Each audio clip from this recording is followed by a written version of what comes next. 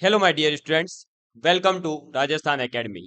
मैं प्रवीण सिंह आज आप लोगों के साथ में, जैसा कि आप सभी लोग जानते हैं कि मैं ऑलरेडी आप लोगों के लिए ईएमआरएस के अंदर जो लैब अटेंडेंट की वैकेंसी आई है उसकी क्लासेस लेकर के आ रहा हूं और आप सभी लोग उन क्लासेस के अंदर मेरे ऐप राजस्थान एकेडमी सिरोही के माध्यम से जुड़ सकते हैं और उसका डेमो यूट्यूब पर भी अवेलेबल है और हमारे ऐप पर भी अवेलेबल है।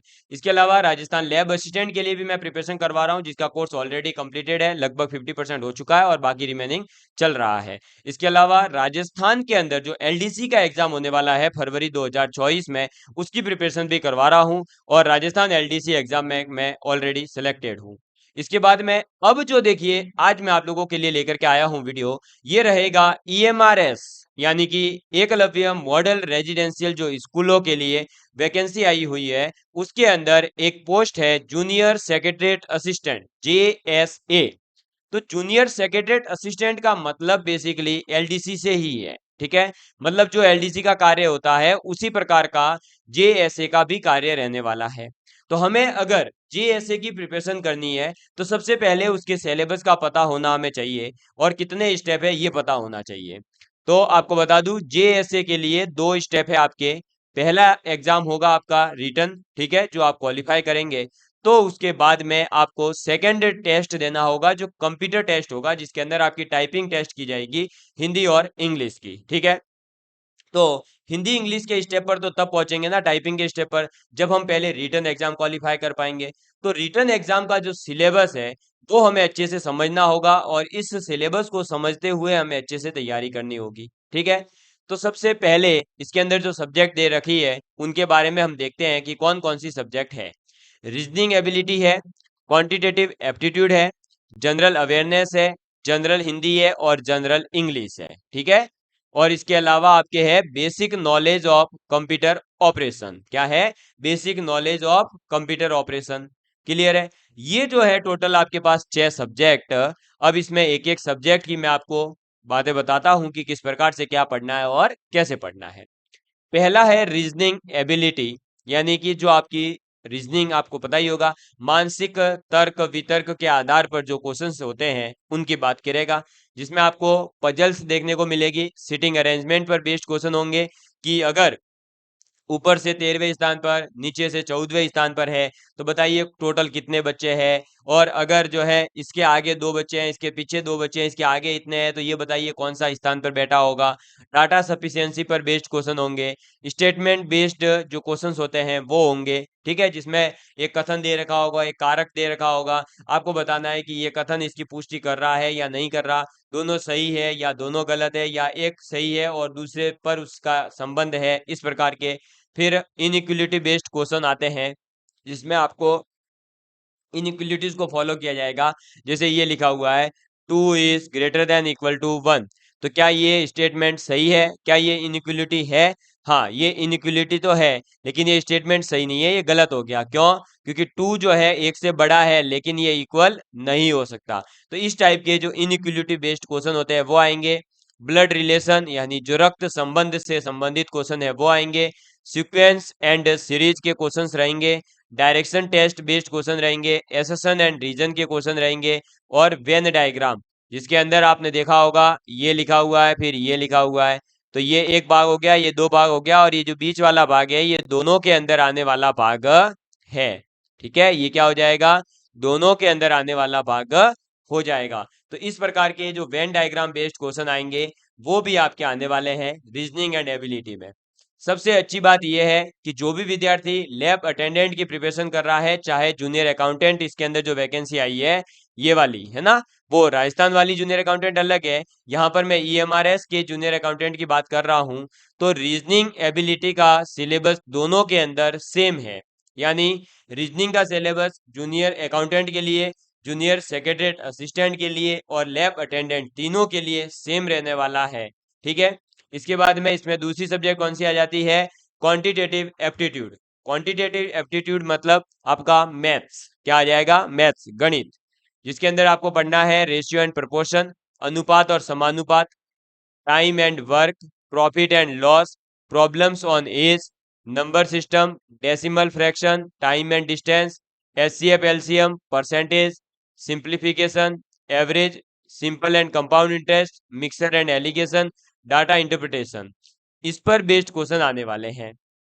इसमें से maximum topic ratio proportion, loss and profit, problem on age, number system, decimal fraction, time distance, HCF LCM, percentage, simplification, average, simple compound interest, ये सब ऑलरेडी मैंने अपने यूट्यूब चैनल पर राजस्थान एलडीसी प्रिपरेशन के लिए करवा रखे हैं। आप आसानी से उन टॉपिक्स को तैयार कर सकते हैं और आप अगर डेली नोट्स बनाएंगे तो आपके ये टॉपिक्स धीरे धीरे कंप्लीट हो जाएंगे और आपको जो है गिने चुने टॉपिक्स में मैंने मतलब ये टॉपिक्स को इतने ज्यादा क्वेश्चंस और इतनी ट्रैक्स के माध्यम से बता रखा है कि आप आसानी से पूरी मैथ कवर कर पाएंगे। इसके अलावा शून्य से गुरु शिखर एक नया बैच भी चल रहा है जिसके अंदर आपकी मैथ कंप्लीट करवाई जाएगी, आप उसको भी फॉलो कर सकते हैं। ठीक है। फिर जनरल अवेयरनेस, तो जनरल नॉलेज और करंट अफेयर्स जो कि फील्ड ऑफ एजुकेशन का हो, यानी एजुकेशन फील्ड के अंदर जो करंट अफेयर्स वगैरह है वो थोड़ा बहुत पढ़ना है। ठीक है। इसको आप थोड़ा सा देख सकते हैं। जनरल नॉलेज के अंदर आपको सब चीजें थोड़ी थोड़ी हिस्ट्री, पॉलिटी, ज्योग्राफी के बारे में नॉलेज होनी चाहिए। इसके बाद में जनरल हिंदी, तो जनरल हिंदी का सिलेबस लैब अटेंडेंट में भी यही है। संधि, समास, विलोम शब्द, पर्यायवाची शब्द, सामान्य शुद्धियां, वाक्यांशों के लिए शब्द, मुहावरे, लोकोक्तियां, अपठित गद्यांश पर आधारित प्रश्न, और ये का ये सिलेबस आपके जूनियर अकाउंटेंट के हिंदी में है, ये का ये लैब अटेंडेंट में है। तो रीजनिंग, जनरल हिंदी दोनों में सेम है, इंग्लिश तीनों एग्जाम में सेम है। तो आप जो है अगर जेएसए यानी जूनियर सेक्रेटरीट असिस्टेंट की प्रिपरेशन कर रहे हैं और अगर आप साइंस से 12th है और बाद में आपने जो है कॉमर्स भी ले रखी है, बीकॉम वगैरह कर रखी है, तो आप तीनों का फॉर्म फिल कर सकते हैं। तो तीनों का सिलेबस अगर आप देखोगे तो आपको 3-4 सब्जेक्ट तो कॉमन मिल रही है, जैसे हिंदी, इंग्लिश और रीजनिंग 3 सब्जेक्ट कॉमन है। उसके अलावा जैसे बात करें लैब अटेंडेंट में तो साइंस पोर्शन तैयार करना है, अगर एलडीसी में बात करें तो बेसिक कंप्यूटर और मैथ्स तैयार करनी है, और जूनियर अकाउंटेंट में तो मैथ्स तैयार करनी ही है। तो आप तीनों एग्जाम की साथ में अगर तैयारी करना चाहते हैं तो कर भी सकते हैं, नहीं करना चाहते हैं तो आप पर्सनल एक एक एग्जाम की तैयारी करिए, बहुत अच्छी सीटें हैं, आप आसानी से निकाल सकते हैं एग्जाम को। जनरल इंग्लिश में वर्ब पढ़ना है, टेंस पढ़ने हैं, वॉइस पढ़ना है, सब्जेक्ट वर्ब एग्रीमेंट पढ़ना है, articles, comprehension, fill in the blanks, adverb, error correction, sentence rearrangement, unseen passage पर based question, vocabulary, antonyms, synonyms, और आपके ग्रामर और आइडम एंड फ्रेज, यानी ये वही है पोर्शन जो आपके लैब अटेंडेंट में भी आने वाला है। ठीक है। तो इसके लिए मैं आपको बता दूं कि हमारे द्वारा बहुत जल्द हिंदी और रीजनिंग का सिलेबस पर बेस्ड कंप्लीट कोर्स लाया जा रहा है। ठीक है। मैथ्स का कोर्स ऑलरेडी हमारे यूट्यूब चैनल पर अवेलेबल है, तो वो आप देख सकते हैं आसानी से, क्योंकि रेशियो एंड प्रपोर्शन चाहे एलडीसी एग्जाम राजस्थान में आ रहा हो, चाहे ईएमआरएस में आ रहा हो, चाहे एसएससी में आ रहा हो, चाहे किसी और अदर एग्जाम में आ रहा हो, सभी जगह पर मैथ्स ही रहती है। ठीक है। हिंदी हिंदी ही रहती है, तो इसलिए हम इसका एक कॉमन आपके लिए सिलेबस जो है बेस्ड क्वेश्चन पूरा मतलब आपका कोर्स लेकर के आ रहे हैं। फिर basic knowledge of computer operation, जिसमें आपको कंप्यूटर सिस्टम के बारे में फंडामेंटल नॉलेज पता होना चाहिए, बेसिक ऑपरेटिंग सिस्टम पता होने चाहिए, एमएस ऑफिस, कीबोर्ड के बारे में, शॉर्टकट्स की वगैरह उनके यूज, इंपॉर्टेंट कंप्यूटर की टर्म्स है, कुछ एब्रीविएशंस के बारे में जैसे सीपीयू है, इसकी फुल फॉर्म पता होनी चाहिए आपको। ठीक है। फिर कंप्यूटर नेटवर्क है, लैन, मैन, वैन, वाइड, वेरिया, जो ये अलग अलग डब्ल्यू डॉट, इनकी सबकी फुल फॉर्म्स वगैरह भी पता होनी चाहिए। साइबर सिक्योरिटी और इंटरनेट से रिलेटेड थोड़ी सी जानकारी आपको होनी चाहिए। तो अगर आपने 12th पास कर रखी है और साइंस से है तो मुझे उम्मीद है कि आपने दोनों का फॉर्म फिल किया होगा, है ना। तो आप सबसे पहले जनरल हिंदी को भी तैयार कर सकते हैं और रीजनिंग को तैयार कर सकते हैं और आप इंग्लिश को तैयार कर सकते हैं। ठीक है। इसके बाद में आप अगर साइंस से हैं तो सब्जेक्ट स्पेसिफिक नॉलेज जो आपका साइंस का है वो तैयार करो, 60 मार्क्स का है ना। और उसका कोर्स ऑलरेडी राजस्थान एकेडमी के द्वारा जस्ट 199 रुपीज के अंदर अवेलेबल करवाया जा रहा है, कंप्लीट साइंस का, उसमें प्रैक्टिकल वगैरह सब कुछ आ गया। ठीक है। तो उसका आप कोर्स बाय कर सकते हैं, लिंक डिस्क्रिप्शन में है, और आप ऐप डाउनलोड करिए और अपना कोर्स के साथ में पढ़ाई करिए। हमारे साथ में ऑलरेडी कई बच्चे जुड़ चुके हैं और पढ़ाई कर रहे हैं, कोर्सेज स्टार्ट हो चुके हैं, तो आप भी अपनी तैयारी को धार देने के लिए जल्दी से जुड़ जाइए। और एलडीसी के बच्चों के लिए जितना आप प्यार इस वीडियो को देंगे, जितने आपके कमेंट्स आएंगे, उसी के आधार पर हम इसका कोर्स भी लॉन्च करने वाले हैं, रीजनिंग, हिंदी और इंग्लिश का। ठीक है। मैथ्स ऑलरेडी कंप्लीट है, तो आप चाहेंगे तो मैथ्स का भी कर सकते हैं। तो यानी 4 सब्जेक्ट का हम करेंगे। बाद में आपको कंप्यूटर के नोट्स हम अवेलेबल करवाने की कोशिश करेंगे। यानी हमारा टारगेट है ईएमआरएस के लिए आपके जेएसए यानी जूनियर सेक्रेटरीट असिस्टेंट और लैब अटेंडेंट की तैयारी के लिए आप राजस्थान एकेडमी पर अकेले डिपेंड रह सकते हैं और अच्छे से तैयारी कर सकते हैं। बस आपको जरूरत होगी हमारे ऊपर विश्वास रखने की, आपको नोट्स बनाने की, मेहनत करने की। लगातार जो है आपको क्या करना होगा, मेहनत करनी होगी, क्योंकि हमारे से पढ़कर जब कई बच्चों का सिलेक्शन हो सकता है तो आपका भी होगा।